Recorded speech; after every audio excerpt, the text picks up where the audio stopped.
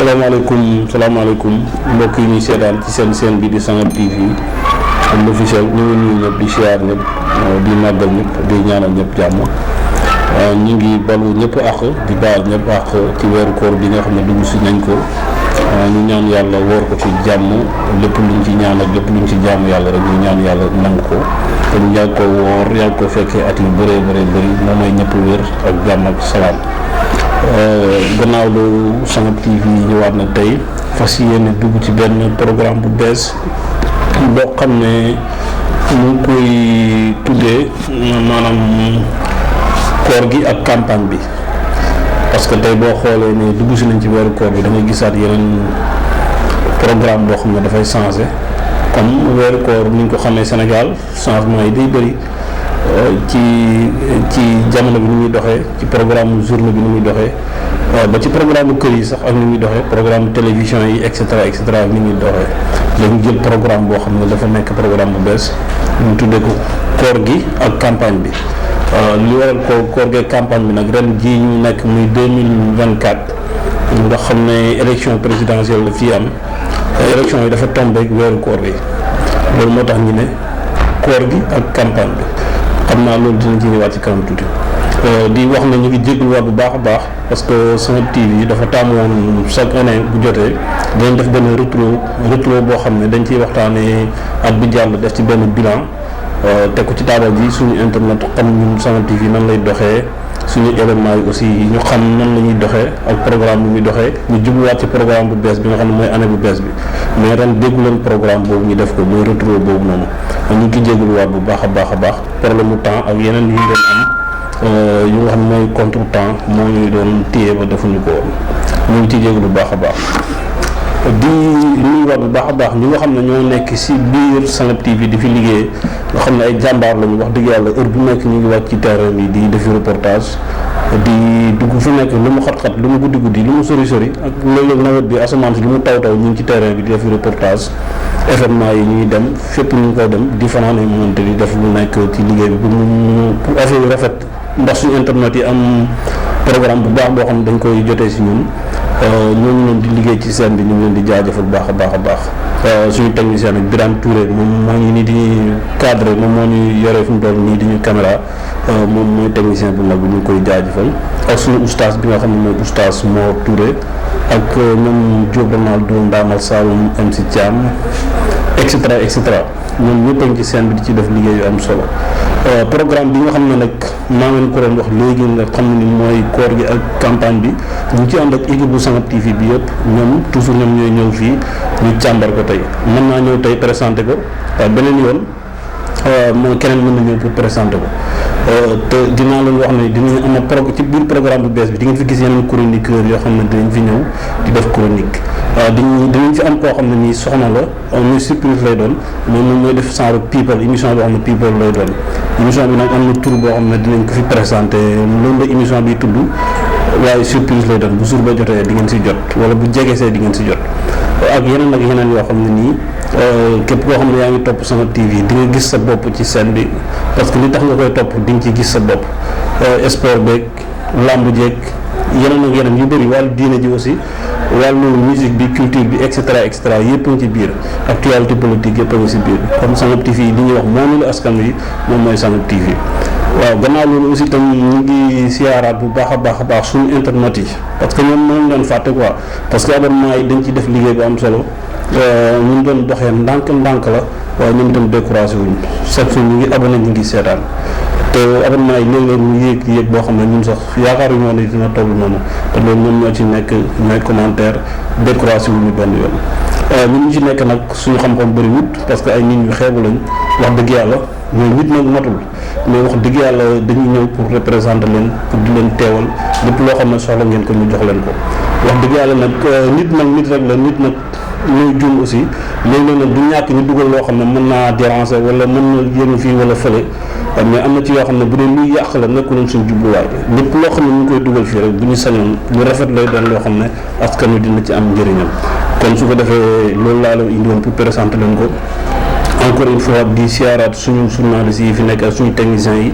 mais di siyaaraat bu baax suñu internautes yi ñu góor ñu ngi yéene tout le monde cet ba cet ku lim juum ak ñu waan ñoo ñuy ñaanal am na si ñoo xam ne ñoom dañuy ñaanal am na ñoo xam ne dañuy encouragé kon yooyu ñëpp ñoo ñëpp ñu ngi leen di gis ñi di commenté ci Facebook beeg sama télévisé beeg tout le monde ñoo ñëpp ñu ngi leen di gis ñu leen di sant di leen gërëm di leen jaajëfal bu baax a baax a baax encore une fois ci weeru koor bi ñu nekk ak émission bi nga xam ne ñu ngi koy commencé di ko tuddee koor gi ak campagne bi. am na ci boo xam ne nag jotoon naa koy présenté ci Facebook bi ak ci TikTok bi jotoon naa leen ko wax muy chronique boo xam ne man ñii personnellement mën naa koy def muy wan jéngu maan wala nga ne Mamadou Lamine mu ngi tudd mise à jour boobu moom benn rubrique la boo xam ne genre chronique laa koy def boobu moom dina commencé incha allah bu koor gi passé mais boobu mu ngi tudd mise à jour nag après diñ ci décortiquer gën ci indi ay yaatal di ngeen xam lan mooy mise à jour kon su ko defee mu ngi noonu Birane Touré tey jii aussi itam nga xam ne ñu ngi commencé émission bu bees bii nga xam ne mooy koor gi ak campagne bi tey nga xam ne mooy yem ak premier jour koor yem ak tey la 12 voilà tey la 12 mars 2024 voilà fii ñi nga xam ne ñu ngi fii nii Pikine fii suñu dalwaay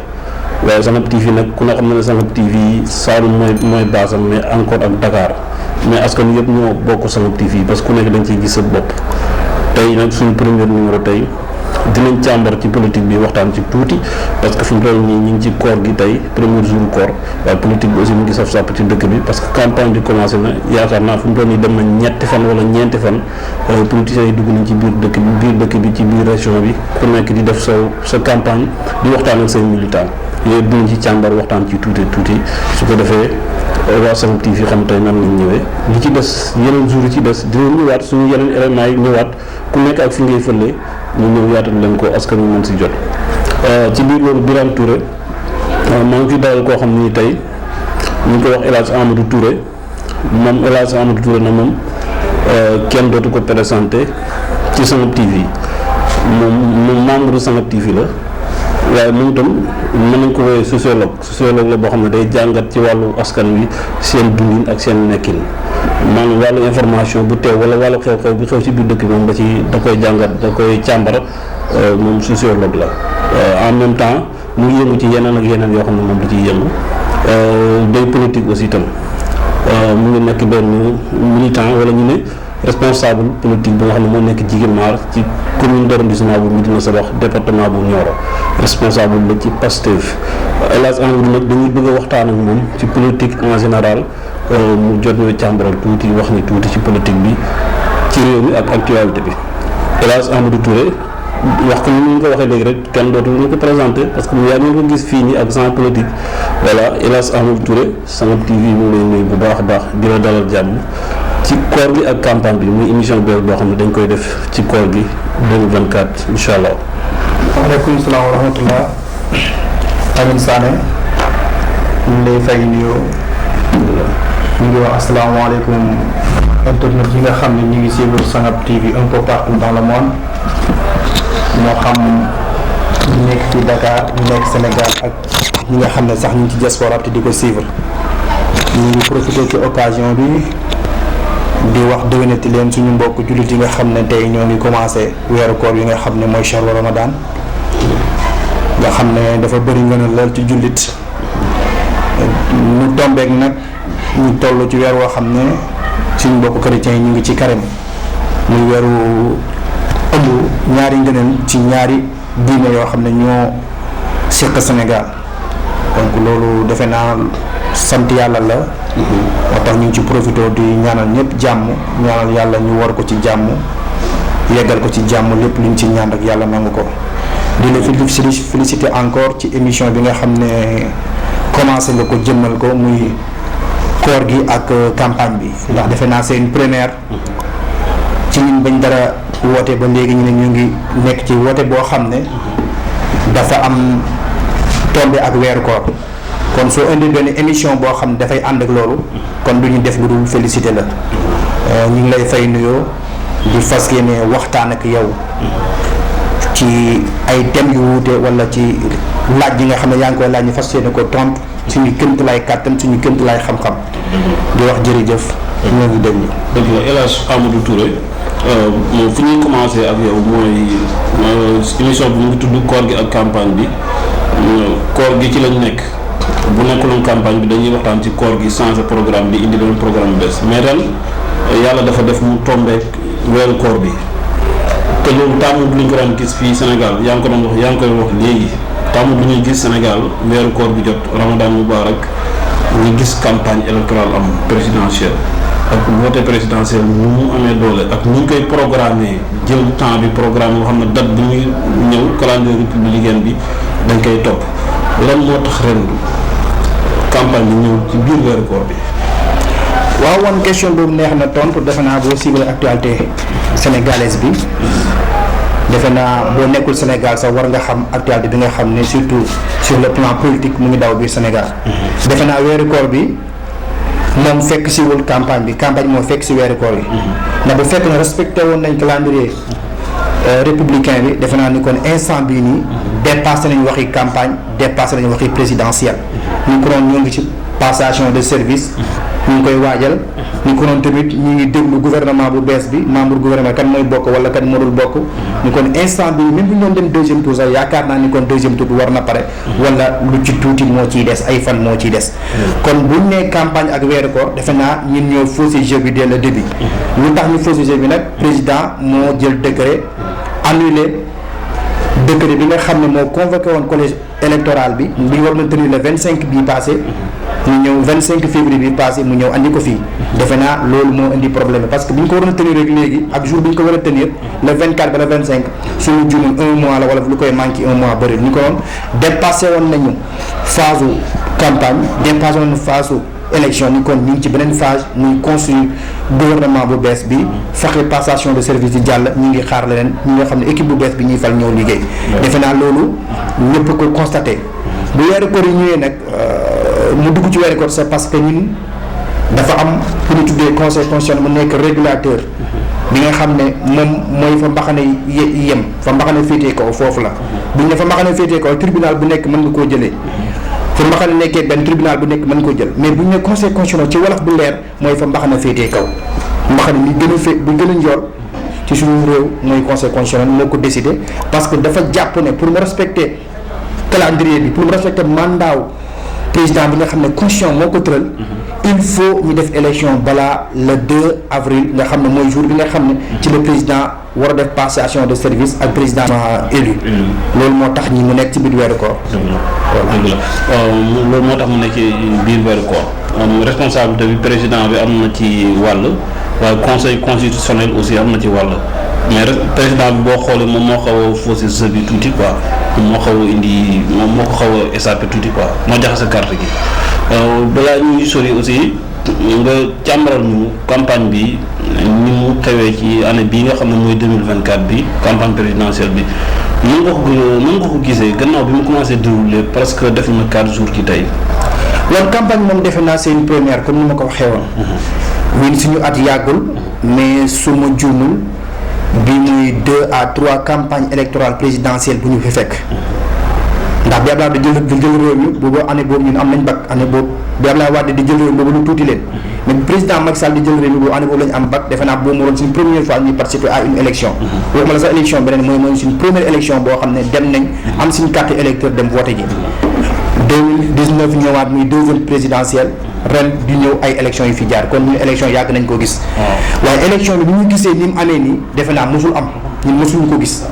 élection boo xam ne toog nañ bañ ne ñu ngi ci campagne électorale nit ñi di waxee fu nekk naa élection yi ndax dina am wala du am defe naa c'est une première pour Sénégal te loolu nag ça n'honore pas notre démocratie ça n'honore pas notre république ça n'honore pas notre constitution bu fekkee nag élection présidentielle constitution moo ko tënk ni fii lay commencer fii lay yem président mooy jàpp date bi c'est pas parce que président daf koy neex rek mu jàpp mais président pour mu jàpp ko dafa am ay normes yu mu war a respecter dafa am constitution mu war a respecter parce que moo ko tëral mais suñu toogee ba nga xam ne ñu ngi campagne ñuy dégg ma sàmbalaan dañ ko toxal wala duñ ko toxal te suñ constitution bi amul kenn ku am prérogative toxal élection présidentielle parce que daf ma neex wala parce que ça ne me favorise pas wala ñëwul moment bi nga xam ne fii laa ko bëggoon wala pour d'autres ambition politique wala pour d'autres motivations politiques loolu defe naa mu ngi doog a am soo xoolee tey 19 candidats la ñu wax 19 candidats yëpp ñoo ngi campagne kenn waxul waxi report. mais dafa am beneen man dama jàpp ne élection yi 20 candidats la. 20 candidats man moom laa jàpp te suñu demee ba ci biir dinaa la wax ne. 20 candidats yi ma jàpp naan expliquer lu tax may la 20 candidats moo am. non jarul balaa ñëw ci sax mën nga ñëw ci 20 yooyu. kon lu tax ma ne 20 candidats moo am. conseil constitutionnel. 19 candidats la validé. ci liste bi génn. 20 la woon. Soham Wardini. retiré candidature mu nekk 19 légalement. prononcé par le conseil constitutionnel. le président de la République candidat la. man loolu laa gis candidat la. parce que moom il n'est pas neutre dans les élections. parce que moom rek moom moo am droit ne damay aj élection damay toxal élection parce que moom mooy jox signé décret. bu fekkee mooy signé décret man damay jàpp ne candidat donte duñ ko fekk ci bureau de vote mais candidat la parce que am na tous buñ ciy def. il a une mainmise sur le processus du calendrier électoral. il a une mainmise sur l'organisation de l'élection présidentielle. moo tax ma jàpp ne candidat la ci donte duñ ko fekk ci biir bureau de vote mais gëm naa ne am na lu mu ci apporté am na lu mu ci man moo tax ma jàpp ne candidat la quoi voilà. kon fi mu toll nii ba tey jii ñuy wax ak yow nii tey campagne bi dem na ñeenti fan mais am na ñuy jàpp ne élection yi mën na sax bañ a am parce que am na recours boo xam ne waa PDS dugal nañ ko ci cour suprême ba tey jii ñuy wax ak yow am na ñu ne cour suprême mën na annuler campagne bi am na ñu ko wax. mais loolu wax la rek loolu je pense que c'est pour freiner les ambitions c'est pour freiner les mouvements parce que boo xoolee parti Pastef mobilisation bi ñu def récemment le samedi passé à ACAPES dafa wane que ni carte gi leer na bu amul benn njuuj njaaj amul benn problème amul benn dysfonctionnement lépp jaar ci yoon carte gi leer na parce que boo xoolee tey Pastef képp ku fa ñëw joxuñu la xaalis dégluñu la dara. yow yaa gëm ne man je dois changer mon pays. te le changement du pays si sama carte d'identité la war a jaare man ma joxe sama ñàkk ma joxe sama xalaat ma joxe sama coono. mooy tax mu changer te boo xoolee ña fa nekkoon tey lu mu dee mën na 1000 personnes pour ne pas exagérer des milliers de personnes ñëw nañ fa. imaginez des milliers de personnes ku nekk convaincre 10 personnes. ça fait combien 10 000 personnes ku nekk bu convaincre bu convaincre 10 personnes ça donne 1 million. te élection yi nii. amul benn parti boo xam ne di nga am 1 million de votants te doo ko gagné wala kenn mënatul la gagné. même boo gagné tamit tu vas partir au deuxième tour. loolu mooy problème moo tax nag comme gis nañ affaire bi te ñoom Pastef gagné nguur gi. loolu gëm naa ne seen xol mënu ko nangu. ils vont essayer de manœuvrer pour que ñu am prétexte pour doxal élection yi gis nga PDS du ci dara. du ci dara. dañ koy yónnee c'est une marionnette boo xam ne dañ koy utiliser ne ko defali on va t'appuyer loolu rek la mais PDS amul lu mu ciy gagné amul lu mu ci perte PDS bu ñu toogoon 50 ans ci kanam moom du bare. 50 ans ci kanam du bare amul kenn koo xam ne am nga candidat boo xam ne lu mat 6 ans 7 ans yaa ngi koy génn réew mi te nga ne yow tu prétends être président de la République d'un pays boo xam ne yow toog nga 7 ans 6 ans doo fa ñëw doo fa yónnee question relative au pays du la sa yoon nekku ca amul problème bu réew mi di am nga génne benn tuuti wala benn message sax ne Sénégal man de ma surtout lu fi jaar yëpp mosoo ci wax dara sa yoon nekk ci réew mi comme si tu es désintéressé de ce qui se passe dans ton pays après nga ñëw par la suite da ngay nekk candidat boo nekkul candidat du jàll loolu moom bu ñu mënee Karim sax en âme et conscience man jàpp naa ne yoonam nekkul ci lii ñoom waa PDS ak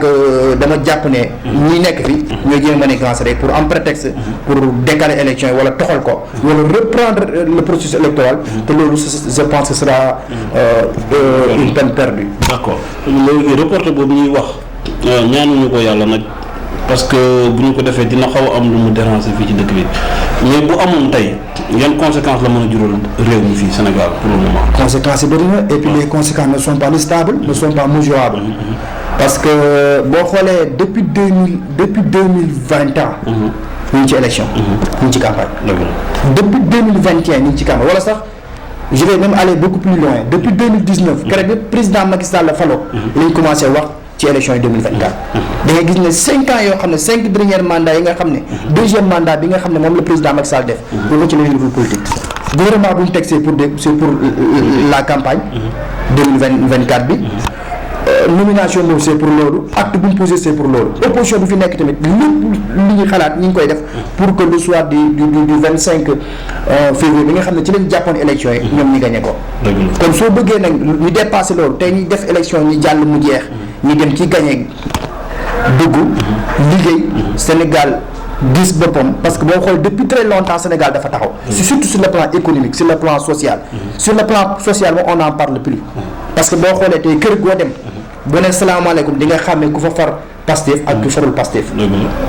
famille boo dem li nga ko xàmmee famille yi yàqu na kër yi yàqu nañ penc yi yàqu nañ ñun ñoo xam ne ñoon ànd bokk di def lépp fi ne yàquante na parce que ki dafa far fii ki dafa far fii dafa dem ba problème dafa sur le plan social dafa indi problème ethnique boo xam ne Sénégal mosu ko am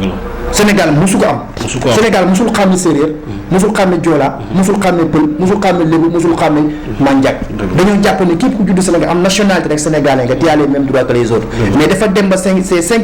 dernières années là kii pël la on parle de Nédouga Bandou kii joola la on parle de Ousmane Sonko kii séeréer la on parle de nangam alors que loolu moo woon suñu fort boo xoolee Senghor man mosuma ànd ak moom président yi fi jaar yi man moom laa gëm ne moo gën a yàq réew mi mais moom réussir woon na loolu boo xoolee cousinage bi moo ko fi indi woon tey séeréer lu mer bu gisee pël day kaf ak moom séeréer lu mer bu gisee joolaa day kaf ak moom te loolu moo doon soubassement moo doon suñu vertu moo doon suñu valeur dañ dem ba léegi dafa génn kon bu élection yi continue tamit loolu day gën a génn rek day gën a génn moo tax élection yi nañ ko def le plus rapidement possible ñu tenir ko à la date issue ñu def ko après on passe à autre chose sur le plan économique amul fi ne benn bailleur boo xam ne sa xel dañ na ngay ñëw di investir Sénégal xalaatoo ko un pays où on parle d'instabilité un pays où yaa que ñii ngi toj fii ñii ngi tabax fii ñii ngi taal fii nga ne da nga fay indi say xaalis investi mënul nekk loolu nag moo tax su continuer rek Sénégal fi ñu jëm xamul ko di dal yeneen réew mën ñu dal tey maara day taal yàlla bu mu am d'accord dëgg la comme que koor gee campagne bi la ñu wax te dañu soo ko démarrer tey dinañ gën a ñëwaat gën a xuusaat ci biir waaw parce que tey nekk nga invité mais mën nañu continuer waat chaque jour nga ñëw gën ko yaatal ci côté campagne bi ak koor gi balaa ñuy tëj nag dañu bëggoon nga brefal ñu rek campagne bi nga xam ne mooy déroulé Saloum ci département bi nga xam ne mooy département Nioro commune bu Médina Sabakh ñoom mën nañu déroulé seen campagne pour le moment leader yi ñu fay yegg si wala ñoom ñu ne ci local ba ñoom ñooy nekk di déroulé pour le moment di xaarandeegum seen leader yi yegg si. non Saloum moom c'est un cas un peu particulier parce que politique lu métti gën naa ne Saloum am na nag am na ñu far fii boo ñëwee di nga ko xam ne ni mu doxee Dakar fii doxee ko Saloum parce que fi laa dëkk ak lu mënti xew ñoom duñ fàtte que ne ay mbokk leen ak lu mënti xew ñoom duñ fàtte ne ay dëkkandoor lañ voté bu jotee dañ fa ñëw voté ku ñu wóolu ñu wooteel ko mu dem mais Saloum dafa nekkoon foo xam ne moom man ba mu juddoo ba tey mosuñu gis surtout département bi mu dëkk gën ko miin mosul voté contre président à chaque fois président buy daanu day ànd ak moom département bu Nioro mosul contre président au pouvoir mosu ko contre à chaque fois président buy daanu day ànd ak moom daanu mosul fal président département Nioro man ba mu commencé woote ba tey département Nioro mosul fal président à chaque fois fol li président lay def mais duy fal président day ànd ak président bi daanu mais mosul fal président te il est temps nag ñu fal président ñi xam ne département la boo xam ne du département bu tuuti Sénégal du département bu tuuti ci réew mi parce que mënoo retracer histoire Sénégal te tuddoo département Nioro on ne peut pas parler de l'histoire du Sénégal sans pour autant parler Maba Diakhou Ba on ne peut pas parler de l'histoire du Sénégal sans pour autant parler Sëñ Touba on ne peut pas tracer l'histoire du Sénégal sans pour autant parler Mame Diarra Bousso te ñooñu ñëpp foofu lañ nekk on ne peut pas parler de la culture sénégalaise sans pour autant parler de Ngoyane Médina Sabakh Pessi Ngoyane et j'en passe kon dafa nekk bërëb boo xam ne ñu war a xam seen bopp la ay borom yi xam-xam ñoo fa mës di dëkk ay borom xam-xam ñoo fa mës di nekk ay nitu culture ñoo fa mës a nekk kon waruñu nekk ay subiste ba nga xam nit day bàyyee ko fa rek ñëw na leen maa leen moom dama ñu yóbbu fii loolu warul nekk te gëm naa ne jeunesse ba fa nekk xam nañ li xew ils sont conscients de cela ils sont conscients que ils ont une touche à faire dina métti nag parce que boo xoolee tey ministre bi ñuy fal récemment nii si ñaari gouvernement yi Mamadou Moussa Ba il est de Nioro donc il est en train de manœuvrer là-bas pour gagner Nioro mais gëm naa ne patriote ya fa nekk du ñu nangu loolu te ils se sont réveillés ils sont conscients que ne ñoom dañu war a bokk ci ñi nga xam ne ñooy tabax réew mi dañu war a bokk ci ñi nga xam ne ñoo indi changement surtout dans le département de Nioro kon mu mel ni les primo votants yi nga xam ne ñoo fa nekk ak ñi nga xam ne ñoom lañ doon sensibiliser muy ay booy yi nga xam ne ñoo fa nekk teew fa Pastef parce que gis nañ fa ñu liggéey yu am solo di yee booy yi di waxtaan ak ñoom nga foog révolution bi nga xam ne moo xew Sénégal yoon bii ni du nekk surprise mu yegg ci Saloum. xam nga les gars yi dañuy wax ne l'élection présidentielle c'est un rendez-vous avec un homme et son peuple man du ma def noonu Pastef moom gëmul ne c'est un homme. Si c'était un homme Pastef dee na parce que Ousmane Sonko moo doon homme bi. mais Pastef dafa jàpp ne l'élection présidentielle c'est un rendez-vous d'un peuple et un projet. parce que Pastef tegul projet la teg. la preuve en est bi ñu jàpp Ousmane Sonko mooy plénipotentiel parti bi. man dafa joxañ kenn te ñu doon ñu ñuy engouement bi am ci Diomaye sax gën naa ne. doon am. ils sont conscients que ne. ñoom dañ war a bokk ci ñi nga xam ne dañuy révolutionner kii bi. te ils sont conscients man mi ma lay wax man kenn xamul. ñaata nit laa jàpp seen loxo yóbbu leen. ñu am identité. bi ñu amee identité ma ànd ak ñoom ñu dem ci commission yi. ñu bindu ci liste électorale ba instant ñu ngi jot seen carte yi. kon ñoom conscient que ne dañu war a participer ci changement bi. te incha allah ils vont le faire. parce que gëm naa ne parce que département bu Nioro. ren dina wane loo xam ne mosu ko wane. mosu ko wane mosuñu gagné nag département bi. mais n'empêche dañ doon def benn kii bu bëri. am na électorat bu bëri boo xam ne amoon na voix yu bëri yoo xam ne. mosuñu ko am surtout ci ay xale. mais gëm naa ne élection présidentielle yi moom. révolution dina ci am. changement dina am. et ça va pour le compte du parti. defe naa kenn duñu jiitu pour ñu fal président Bassirou Diomaye Faye. tey jii ma lay waxee au moment où je vous parle. caravane département bi jaar na sama dëkk Jigimar. génn nañ tey yaakaar naa ne d'ici quelques jours man je vais descendre sur le terrain ànd ak ñu ma war a ànd ñu dugg def porte à porte ba nga xam ne képp ku nekk Jigimar dañ la def dañ la expliquer nga comprendre que ne ñun dañ war a bokk ci ñuy changer Sénégal dañ war a bokk ci ñuy changer réew mi dañ war a génn ñi nga xam ne depuis 1960 ñoo fi nekk jël xale bi def ko seen diggante ak seen i doom ak seen i famille loolu wartul nekk parce que Sénégal réew la boo xam ne li fi nekk ci ressource bu ñu ko séddoo nañ ko war a séddoo yow doo dem fenn man du ma dem fenn Jigimar laay toog di liggéey ki dëkk Ngeexoox nekk fa ki dëkk Fongolemi nekk fa ki dëkk Niassia nekk fa ki dëkk Tabatouti nekk fa kenn du gën dem fenn te defe naa loolu la Ousmane Sonko indi ci projet bi ak bi nga xam ne Bassirou Diomaye Faye moo ko porté ragal naa ne incha allah on va arriver à notre fin le soir du 24 mars on s'en sortira incha allah. d'accord kon El Hadj Amadou Touré Sangob TV moo lay sant di la gërëm wax dëgg yàlla am na solo mais continuité lay doon parce que koor gi ak campagne bi la ñu wax kon fi point bi nga tëjee noonu am na solo macha allah ñu ngi ñaan élection yi ñu def ko ci jàmm voté ci jàmm ki war a gagné ci jàmm réew mi continuer di dem comme ni ñu ko waxee rek bu ñu voté dimanche bët set di lundi xale yëpp dem jàngi ñuy liggéey dem liggéey Sénégal jëm kanam que le meilleur gagne voilà ñu ngi lay sant di la gërëm d'accord mën nga tàggatoo. waaw maa ngi sant war di gërëm Sangob TV di gërëm tamit seen internet yi nga xam ñu ngi ni suivre un peu partout di gërëm tamit suñu coordinateur Ibrahima Cissé bi nga xam ne moom man dama ko tuddee sax l'infatigable Cissé nga xam ne mooy coordonné lépp moo nekk fépp tey jii nii même bu ñu nekk ci weeru koor di bëccëg lay jóg di wër dëkk yi di dem donc amuñu fayam di wax waa Pastef ne nañ pare nañ jëli carte d'identité yi ñuy woote ci nu mu gën a gaawee surtout Jigimar di woo waa Jigimar ñëpp que ni ñu pare que waruñu nekk bétail électoral boo xam ne dañuy jël dina yóbbu feneen loolu warul nekk kon ñu ngi sant ñëpp ñu ngi gërëm ñëpp di sant kilifa diine di sant suñu papa suñu sëriñ El Hadji Ousmane Touré ak waa Jigimar yëpp ak waa Koungheul la sa wax di sant tamit waa Sangob TV surtout yow Mamadou Lamine Sané ñu ngi lay sant di la gërëm di wax nit ñi xaar ci yeneen émission incha allah tey dama fi nekkoon en tant que invité xëy na du naa ñëw en tant que journaliste wala chroniqueur incha allah dans les émissions qui viennent incha allah. d'accord kon ñu ngi lay sant di la gërëm El Hadj Amadou Touré macha allah émission bi am na solo macha allah problème mu temps rek mu ñu tënk mais dinañ ci gën a ñëwaat gën ci yaatal aussi itam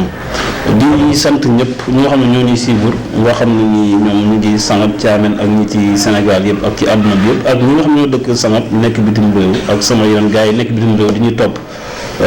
ku mel ne association pour le développement de Sangob Thiamène ñoom ñëpp dañuy topp ndaw Sangob dañuy topp ak association yi nga xam ne ñoo ne foofu ci Sabax ak li ko wër ak jàppoo suqali suñu gox waaw ñoom ñu ngi leen di bëgg ñoom Aliou Cissé ñoom Katim Touré ak ñoom Ibrahima Touré ak ñeneen ñi nga xam ne ñoo ne foofu ñoom Xaadim Thiam Modou Bamba Thiam ak gars yi bëri El Hadji Ousmane Ka ñoom ñu ngi leen di sant di leen gërëm di leen jaajëfal bu baax a baax kon tey seen émission bi nga xam ne tey ñu ngi koy commencé tey nga xam ne mu ngi tudd koor gi ak campagne bi tey maa fi nekk pour commencer ko mais yeneen jour ñeneen danañ fi ñëw mooy yeneen journaliste dinañ fi ñëw Ndamal Saloum dina fi ñëw Diop Ronaldo dinañ fi gisaat aussi oustaz Mor Touré dina fi ñëw ak surprise bi nga xam ne dencal nañ leen ko muy soxna soo xam ne moom dina ñëw bu ñëwee moom tamit dina def liggéeyam ci scène bi ak ñeneen As Création ñu ngi ko fiy séntu ak MC Thiam ñu ngi ko fi séntu waaye Birane Touré mi nga xam ne moom technicien la caméraman la waaye itam day présenté émission moom itam dañ ko gis fii nii ci plateau bi ak ñeneen ak ñeneen ak suñu yeneen invité yoo xam ne dañ leen di am fii kon gars yi ñu ngi leen di sant di leen gërëm di leen jaajëfal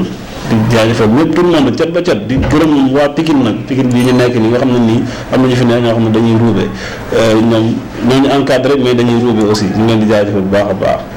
di leen jaajëfal bu baax a baax merci Birane merci ñu ngi la sant di leen gërëm di leen ba suba incha allah.